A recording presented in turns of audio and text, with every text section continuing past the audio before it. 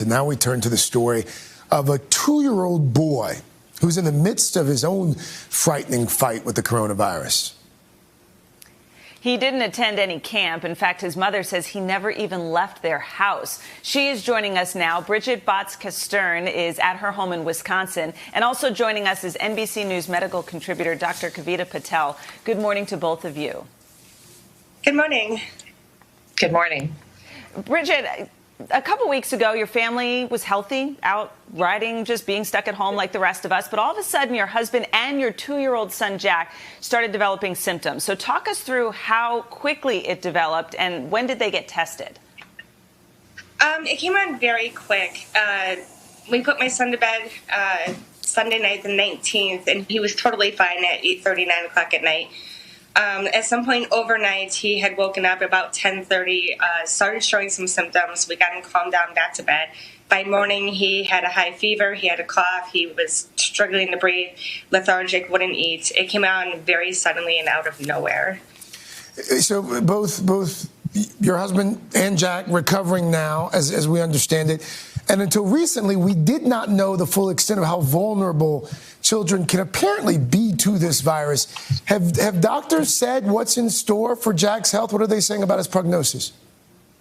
His prognosis is good. He's otherwise a healthy child and has handled this quite well. We're on day 15, and he's down to just a cough at this point. Good.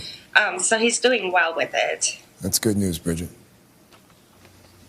And Bridget, you also have a 12-year-old son. He's going to be starting school soon. You've decided to do virtual learning this fall, but how worried are you for other families who are, considering sending their kids to school, especially with all you've been through? I'm very worried. It was a scary experience, and we came out, on the other side pretty much okay now. But not everyone is going to. So I just hope people sending their children back to school take all the precautions possible. Dr. Patel, let's talk about that, because this is top of mind for so many parents all over this country right now. Bridget had taken all the precautions. I mean, how much should her son's case serve as a warning to parents of young children who are watching and listening? Yeah, Craig, I think that's a great question. And Bridget, I'm so relieved that Jack is doing better and better each day.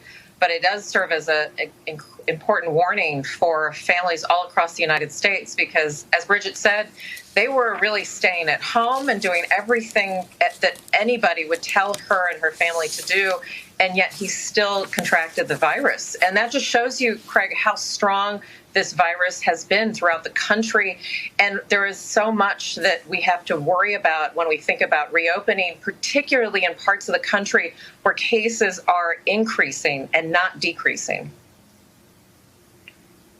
And Dr. Patel, last Thursday, the Journal of the American Medical Association Pediatrics released a study saying that young children can host as much as 100 times more of the virus than adults. What is your take on that study, and what does that tell us?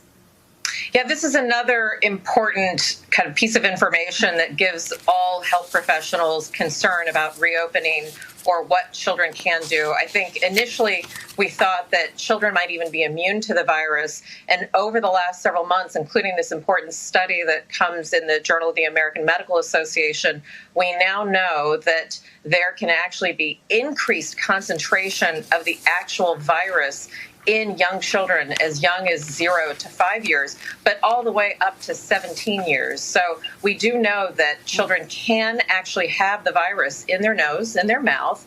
We're not sure exactly what that means for infecting others, but I think it's important to remember, number one, children can get this virus, as Bridget eloquently pointed out, and has had to live every day. And number two, it can have serious effects. Just because they're children and they can recover quickly doesn't mean that children can't be hospitalized or have some sort of short and long-term effects. So it is an important study, and it just tells us we need to learn more. And there is so much to learn. Dr. Patel, thank you so much. Bridget, thanks for joining us. We're so happy your family is on the mend. Thank you.